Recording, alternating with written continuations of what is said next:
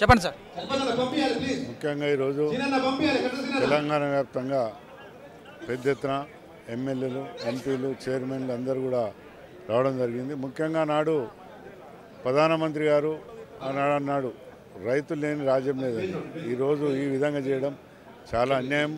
దాన్ని మన ముఖ్యమంత్రి గారు తెలంగాణ వచ్చిన తర్వాత ఆనాడు ఎవరు కూడా చెరువులు నీళ్ళు ఉండకపోతున్నా చెల్లాలు ఎండిపోయి ఉంటుండే.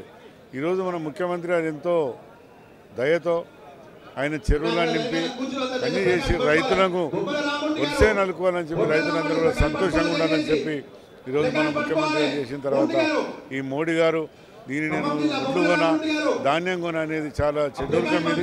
అందుకని మేమందరం కూడా మా ముఖ్యమంత్రి గారు తీసుకున్న నిర్ణయం చాలా మంచి నిర్ణయం. ఎందుకంటే రైతులు ఏంది రాజ్యం ఎంతో కష్టపడి ఈరోజు మనమందరం కూడా తెలంగాణ బంగారు తెలంగాణ కలగాలని ప్రజలందరూ సుఖ సంతోషంతో ఆలోచిస్తే ఈరోజు మన మోడీ గారు ఈ విధంగా చేయడం చాలా కష్టం.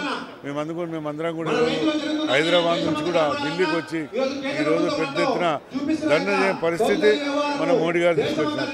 దాని ముఖ్యమంత్రి గారు మేమందరం ప్రజల కష్ట సుఖాలు తెలుసుకొని ప్రజలకు ఏం చేయాలని ఆలోచనతో ప్రభుత్వం ఉన్నది. ఏదేమైనా ఇలాంటి కార్యక్రమం మేమందరం కూడా రైతులకు న్యాయం జరిగిందాక మేమందరం కూడా పోరాడి ఏదైతే పంజాబ్ ప్రజలు కోరుకున్నారో మేము కూడా ఆ విధంగా కోరుకొని ఏదేమైనా ఢిల్లీకి మేము ఈరోజు ఢిల్లీ ప్రజలకు అందరూ తెలపాలని చెప్తున్నాం మేమందరం.